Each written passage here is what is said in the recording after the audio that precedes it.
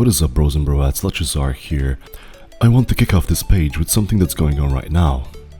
And it's fairly large on a local scale in Malta. And yes, I will be calling Bulletproof out, because they do appear to currently have one of, if not the biggest reach when it comes to the fitness industry in Malta. This is not a call out in the sense of throwing shit at the wall in the hopes of it sticking, because despite what I'm about to go into, I actually think Bulletproof are doing a net positive by far.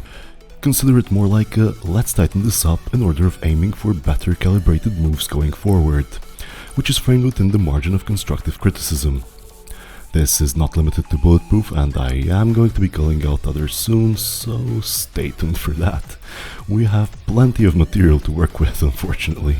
Bulletproof have come up with a transformation challenge of sorts, coining it transforming 1,000 people in 100 days. Their claim is: these are 16 to 21-year-olds from the most obese country in Europe, the first people in history to get free gym, but none of them have a clue what they're doing. So what if you gave them a coach and put 20,000 euro on the line? Sounds all fine and dandy, right?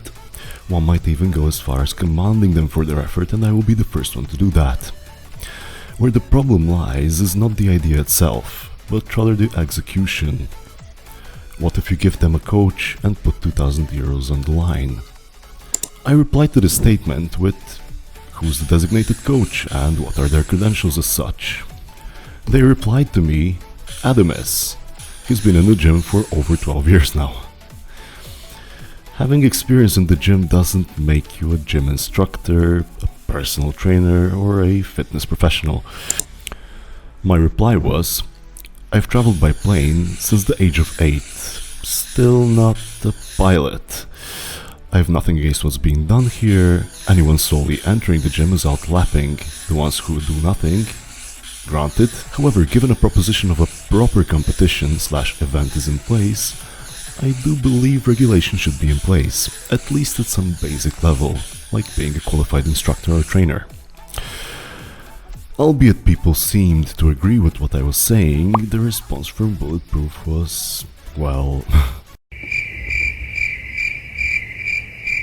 Quickly opening up Google and typing in gym instructor course and clicking on the first link that pops up takes us to the EPTI website, whereby if you go to their courses and choose gym instructor, which is the most basic form of qualification one can get, you realize that at most it will take you a little over 8 weeks or 2 months to complete.